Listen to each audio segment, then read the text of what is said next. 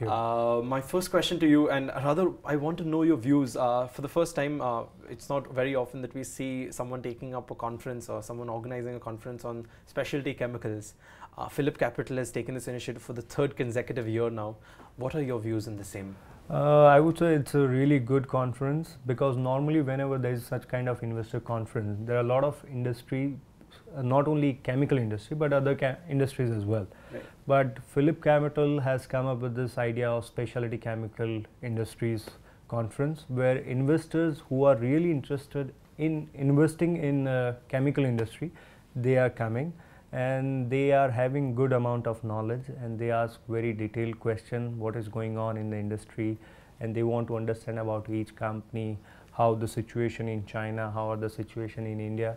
So it's a pretty good conference where the investors and the industry can meet and they can understand each other about the specialty chemical business.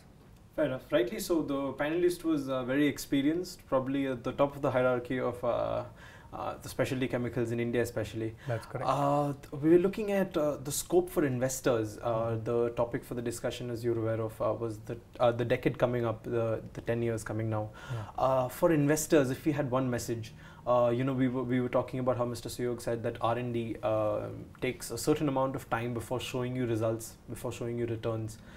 What is the mindset with which investors, new investors if I can say, what is the mindset with which they should enter into this industry?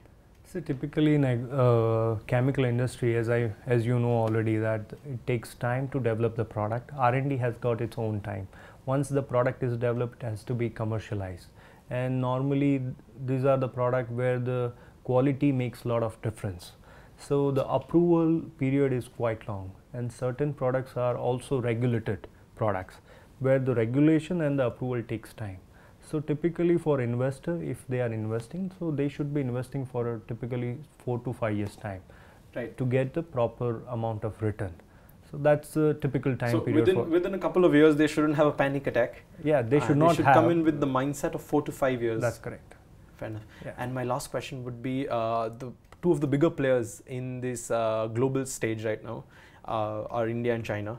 Of late and in the recent past, China has been facing a lot of constraints or restraints from their local policies in terms of the environment. How do we capitalize on this? See, everybody is asking the same question today in the conference. So what is the situation about the China and what is the situation about India? Yeah. On one hand, now the Chinese government is very strict about the environment policy.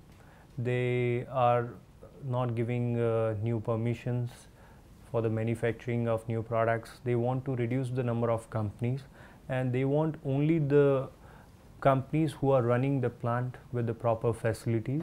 So there will be reduction in the number of companies from China, and the supply constraint will be there. And at the same time, there is an opportunity for the Indian companies, where the government is working on Make in India policy. Right.